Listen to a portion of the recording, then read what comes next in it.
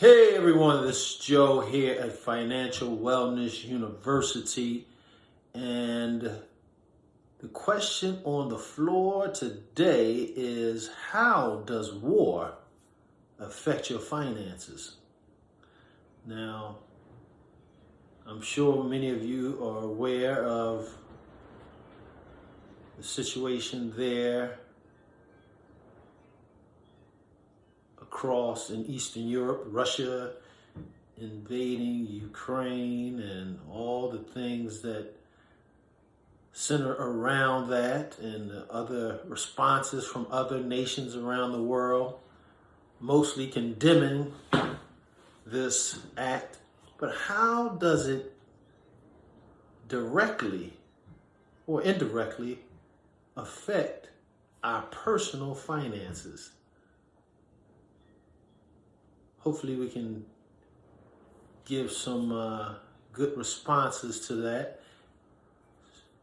If you are not a subscriber, please consider subscribing to Financial Wellness University, where you get the cutting edge and practical advice on how to improve your financial wherewithal and do the things that bring you closer to financial wellness. If you already subscribed, and I want to thank you for coming back.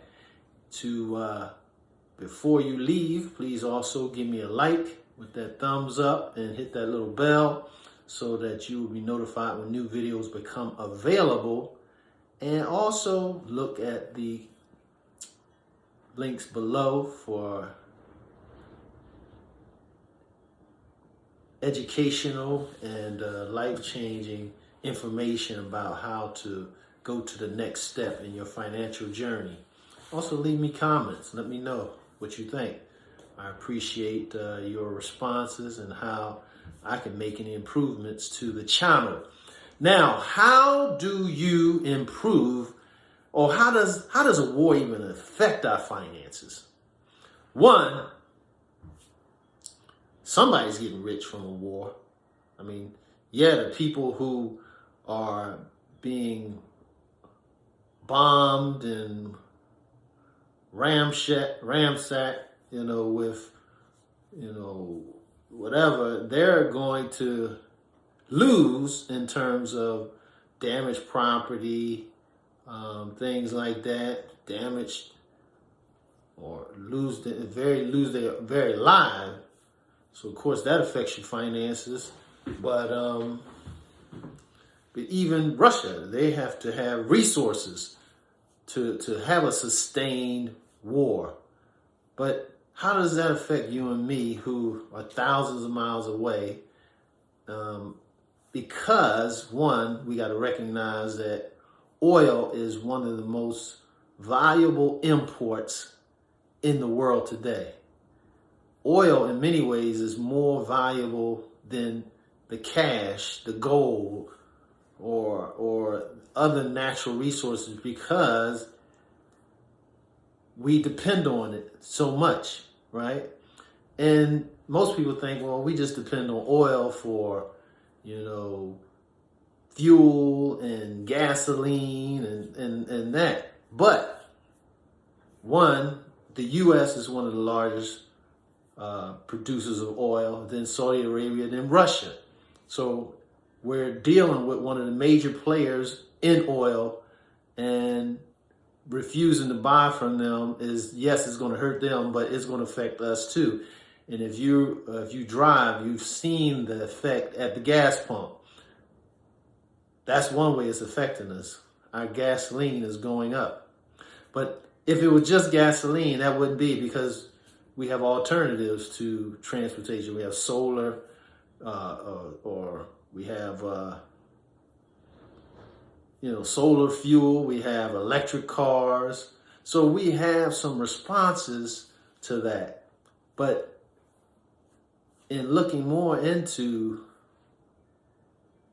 gas that we get, petroleum, or whatever the name is people use, there's over 6,000 products that result. So when we don't get that gasoline and we don't get that petroleum, we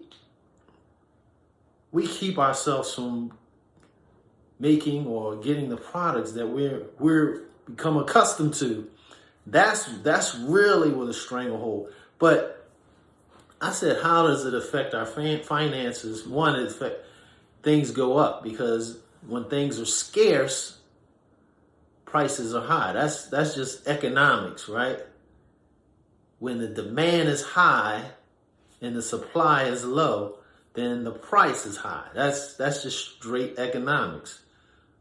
So when there's a war, there's going to be a shortage somewhere else because the supplies, the resources are going towards, the war and not somewhere else. So the supply is going down, but the demand is still where it was or even greater. So the prices are going to go up. That's one way how it affects our finances, right? But it's also affecting the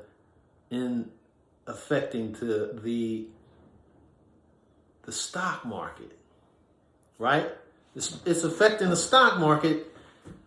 A lot of there's some dips. Now, what's some basic rules of in the stock market? Well, basic rules of making money. You buy low and sell high. But too many times people buy high and sell low. So you buy it, and then when it drops, you say, "Oh, I better drop it before I lose all my money." But you don't lose any money until you sell it. In practical terms, because if you leave it, eventually history has showed that the stock market, even though it might have some dips, it's trending upward from its historical standpoint. So yes, it'd be good to buy low. When it, like right now, when it went down, this would be a great time to get in and make. Now, I'm just a guy with an opinion. Don't make any personal moves without consulting with your financial professional and doing your own research. But ideally, you want to do what's called dollar cost averaging. So you're constantly, investing the same amount.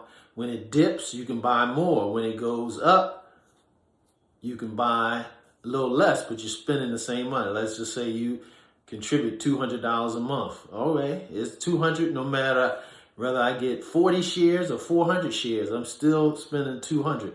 That's the best way to not be a victim because of dips and peaks, because there's people who spend their life watching that, and there's only a few people in the world who know how to time it well enough to do well at that. And those kind of people usually demand millions of dollars and to be a part of their investment strategy. So dollar cost averaging, you can get in and do your own thing, and that way the dips and lows won't affect you. And what do people do when the stock skyrockets? You want to get in, but that's called FOMO, fear of missing out. I mean, you think that, if I get in, now it's gonna skyrocket even more. But most times, by the time you hear of a stock skyrocketing, the hype is almost over. Now, like I said, investment into stocks is a long-term thing. People who try to do these day trading, they may do well, but that's not for everyone, because the average person doesn't win, doesn't do well trying to time and get out, or you might earn enough to make any significant change in your finances. So long term, dollar cost averaging, have an emergency fund, using some gold and silver to hedge inflation which is another thing we're dealing with right now, inflation. That basically means the cost of goods and services goes up over time. And if our income doesn't go up to match it, there's a larger and larger gap between what we make and what we have to spend. That's why $20 50 years ago can't buy the same thing today, because costs went up.